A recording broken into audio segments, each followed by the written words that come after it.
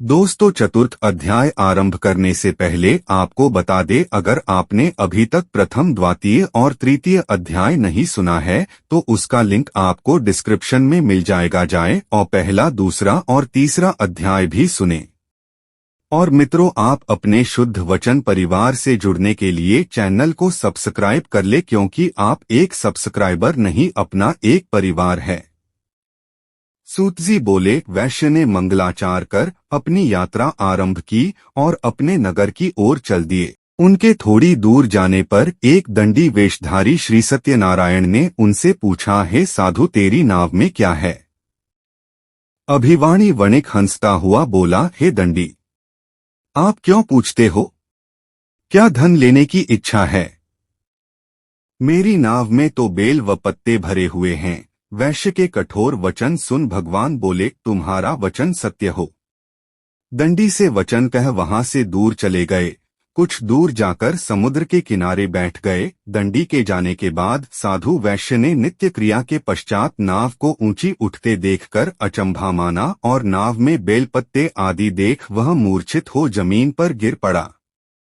मूर्छा खुलने पर वह अत्यंत शोक में डूब गया। तब उसका दामाद बोला कि आप शोक न मनाएं, यह दंडी का शाप है, इसलिए हमें उनकी शरण में जाना चाहिए, तभी हमारी मनोकामना पूरी होगी। दामाद की बात सुनकर वह दंडी के पास पहुंचा और अत्यंत भक्तिभाव नमस्कार करके बोला, मैंने आपसे जो असत्य वचन कहे थे उनके लिए मुझे क्षमा दें। सा कहकर महान शोकातुर हो रोने लगा। तब दंडी भगवान बोले, हे वणिक पुत्र, मेरी आज्ञा से बार बार तुम्हें दुख प्राप्त हुआ है, तू मेरी पूजा से विमुख हुआ। साधु बोला, हे भगवान, आपकी माया से ब्रह्मा आदि देवता भी आपके रूप को नहीं जानते, तब मैं अज्ञानी कैसे जान सकता हूँ? आप प्रसन्न होइए, अब मैं सामर्थ्य के अनुसार आपकी पूजा करूँगा। मेरी रक्षा करो और पहले के समान नौका में धन भर दो। साधु वैश्य के भक्तिपूर्वक वचन सुनकर भगवान प्रसन्न हो गए और उसकी इच्छानुसार वरदान देकर अंतर्धान हो गए। ससुर जमाई जब नाव पर आए तो नाव धन से भरी हुई थी। फिर वहीं अपने अन्य साथियों के साथ सत्यनारायण भगवान का पूजन कर अपने नगर को चल दिए। जब नगर के नजदीक पहुंचे तो दूत को घर पर खबर करने के लिए भेज दिया। दूत साधु की पत्नी को प्रणाम कर कहता है कि मालिक अपने दामाद सहित नगर के निकट आ गए हैं।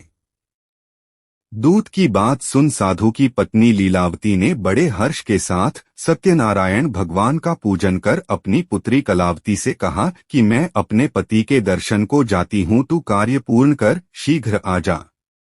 माता के से वचन सुन कलावती जल्दी में प्रसाद छोड़ अपने पति के पास चली गई। प्रसाद की अवज्ञा के कारण श्री सत्यनारायण भगवान रुष्ट हो गए और नाव सहित उसके पति को पानी में डुबो दिया।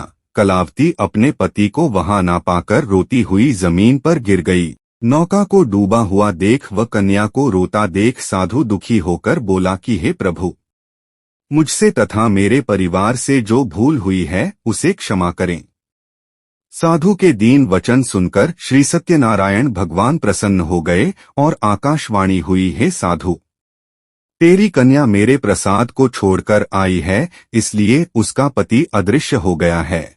यदि वह घर जाकर प्रसाद खाकर लौटती है तो इसे इसका पति अवश्य मिलेगा। सी आकाशवाणी सुन कलावती घर पहुंचकर प्रसाद खाती है और फिर आकर अपने पति के दर्शन करती है। उसके बाद साधु अपने बंधु बांधवों सहित श्री सत्यनारायण भगवान का विधि विधान से पूजन करता है। इस लोक का सुख भोग वह अंत में स्वर्ग जाता है।